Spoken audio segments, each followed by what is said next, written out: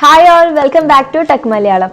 ഇന്ന് ലോകത്ത് ഏറ്റവും കൂടുതൽ ആളുകൾ യൂസ് ചെയ്യുന്നതും അതുപോലെ തന്നെ ഇൻസ്റ്റാൾ ചെയ്യുന്നതുമായിട്ടുള്ള ഒരു ആപ്ലിക്കേഷനാണ് ടിക്ടോക്ക് എന്ന് പറയുന്നത്. അതായത് ചൈനയിലെ ബെയ്ജിംഗ് ആസ്ഥാനമാക്കിയിട്ടുള്ള ഒരു ടെക്നോളജി കമ്പനിയായ ബൈറ്റ്ഡാൻസിന്റെ ഒരു പ്രൊഡക്റ്റാണ് ടിക്ടോക്ക് എന്ന് പറഞ്ഞ ഈ ഒരു സോഷ്യൽ മീഡിയ ആപ്ലിക്കേഷൻ. ചെറിയ വീഡിയോകളൊക്കെ നിർമ്മിക്കാനും അത് ഷെയർ ചെയ്യാനൊക്കെ വേണ്ടിയിട്ടാണ് നമ്മൾ പലരും ഈ ടിക്ടോക്ക് യൂസ് ചെയ്യുന്നത്. 200 ദിവസം കൊണ്ട് നിർമ്മിച്ച ഈ ഒരു ആപ്ലിക്കേഷൻ ഒരു വർഷത്തിനുള്ളിൽ 100 മില്യൺ യൂസേഴ്സ് ആണ് ടിക്ടോക്ക് യൂസ് ചെയ്യുന്നത്. അതിൽ പറയുന്ന വേറൊരു കാര്യം എന്താണെന്ന് വെച്ചാൽ ദിവസം 1 കോടി വീഡിയോകളാണ് ടിക്ടോക്കിൽ അപ്ലോഡ് ചെയ്യുന്നത്. ചെറിയ കാലയളവിൽ ഇത്രയധികം ശ്രദ്ധ ആകർഷിച്ചിട്ടുള്ള മറ്റൊരു സോഷ്യൽ മീഡിയ ആപ്ലിക്കേഷൻ ഇല്ല എന്ന് വേണമെങ്കിൽ നമുക്ക് പറയാം. ഏകദേശം 500 മില്യണിലധികം യൂസേഴ്സ് ആണ് ഇന്ന് ടിക്ടോക്കിനുള്ളത്.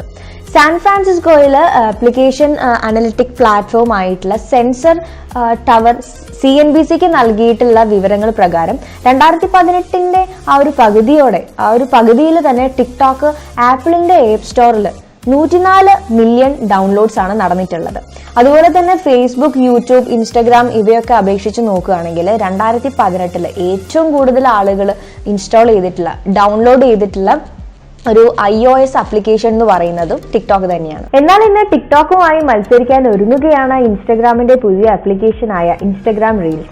യൂസേഴ്സിന് 15 സെക്കൻഡ്സ് വീഡിയോ നിർമ്മിക്കാനും അതോടൊപ്പം തന്നെ animations, stickers, background music, audio സ്നിപ്പറ്റുകൾ ഒക്കെ നിർമ്മിക്കാനും ഈ ഒരു റീൽസ് വഴി സാധിക്കുമെന്നാണ് ഇൻസ്റ്റഗ്രാം പറയുന്നത്. വ്യത്യസ്ത എഫക്ട്സും അതുപോലെ തന്നെ നിരവധി എഡിറ്റിംഗ് ടൂൾസും ഉപയോഗിച്ചുകൊണ്ട് ഈ ഒരു 15 സെക്കൻഡ്സ് ലെങ്ത് ഉള്ള ഈ ഒരു വീഡിയോ ഡെവലപ്പ് ചെയ്യാൻ കഴിയുന്നതാണ് ഈ റീൽസ് എന്ന് പറയുന്നത്.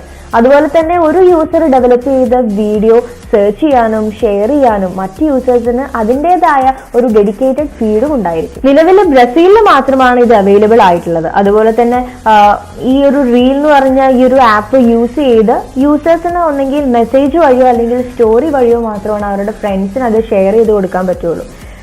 വേണമെങ്കിൽ നിങ്ങൾക്ക് ആ വീഡിയോ പബ്ലിക് ആക്കിയിട്ടും ഷെയർ ചെയ്യാം. അത് നിങ്ങളുടെ അയച്ചു കൊടുക്കുന്ന ആ ഒരു ഫ്രണ്ട് കാണുകയും അവർക്ക് അതിന് അപ്പം തന്നെ റെസ്പോണ്ട് ചെയ്യാനുള്ള ഓപ്ഷനും ഇതിലുണ്ട്.